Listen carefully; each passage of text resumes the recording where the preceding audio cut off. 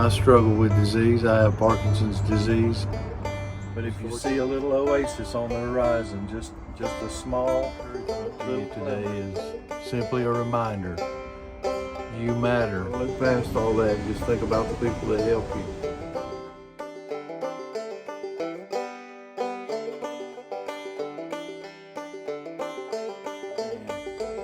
I'm Dan. This is my back porch. I want to talk to you for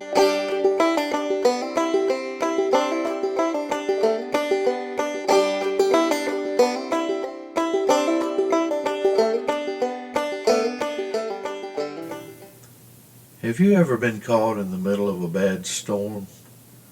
I mean a really bad storm. The kind where the wind is howling, the sky is a creepy green color, lightning is flashing and thunder is crashing. It's literally raining sideways and objects are starting to fly around in front of you. Sirens are blaring and you're wondering if you're going to make it out alive. In that moment, do you remember the feeling of just wanting to be safe? Would you have given anything to stop the storm? Years ago, my wife and I attended a Bible conference.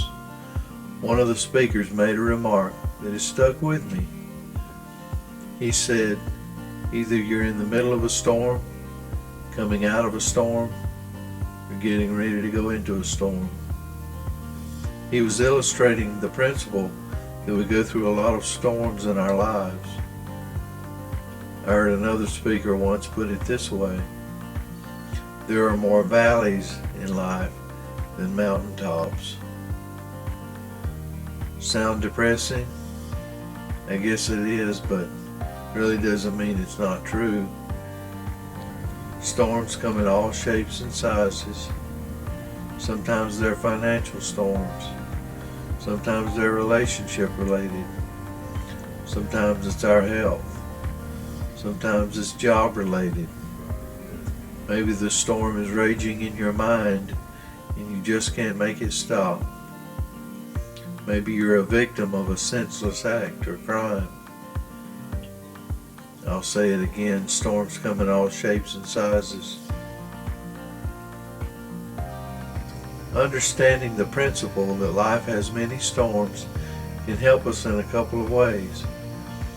It helps us to realize that life isn't made up of highs only, or mountaintops, so that we don't live our lives in a delusion. And by the way, here's a news flash.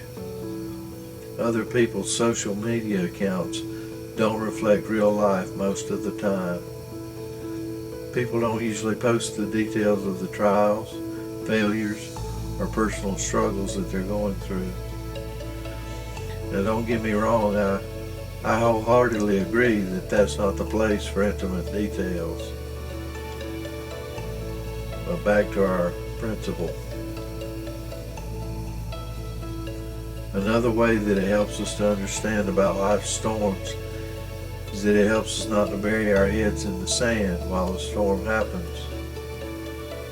We can prepare ourselves to face our problems head on and have a chance at a much better outcome. I don't think any problem was ever solved by ignoring it. Some problems may resolve themselves and go away, but not because we ignored them. It's not very often that a problem resolves itself anyway. But my point to you is you better be ready, because if the storm isn't here yet, just hold on. It's coming.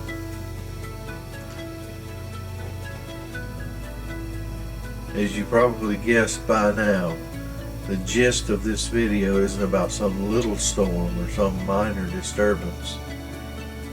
I'm talking about the kind of storm you just can't ignore. One where you can't stick your head in the sand and pretend. Because it's raging and it's perilous. It's the kind of storm that has us on the brink of perishing. Let me ask you, Are you in that kind of storm today? Maybe the prognosis you received isn't very good. Maybe you're in turmoil. You just need peace in your heart, but it seems to elude you every time. Is that kind of peace just a pipe dream? Is that kind of peace a delusion? Or is that kind of peace a real possibility? There's a great account of this kind of storm in the Bible. In Mark, Jesus and his disciples had set sail on the Sea of Galilee attempting to cross. Suddenly, a raging storm arose. Jesus was asleep in the bottom of the boat. The waves were so big that they were coming over the sides of the boat. The boat was beginning to sink. The disciples were afraid that they would drown in the middle of the sea. You see, that's the kind of storm I'm talking about. The kind you never forget. The kind where you find yourself in the jaws of the beast, completely helpless.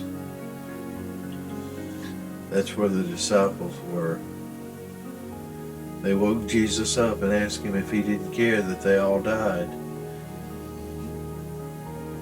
When he woke up, he didn't give them some great speech about how to have more faith, how to love others or do good works. Instead, he did what only he could do. He spoke directly to the storm, and with all authority he said, "Peace, be still." Immediately, the wind and waves were calm. Peace swept over them and the boat was still. Peace, be still. The disciples weren't just spared from drowning. They actually witnessed peace, tranquility, and stillness in spite of a raging storm. Isn't that miraculous?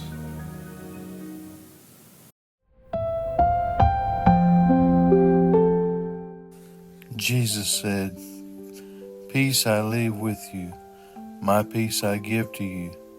I do not give to you as the world gives. Your heart must not be troubled or fearful."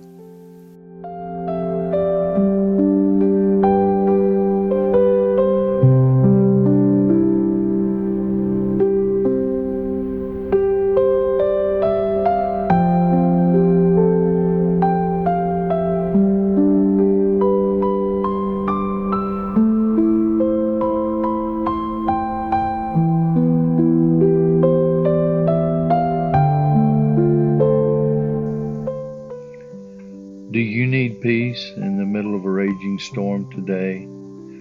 Jesus still offers it. It's free if you'll only ask. Only He can bring that kind of peace, but it's up to us to choose to receive it. If you need prayer or more information, please reach out to me.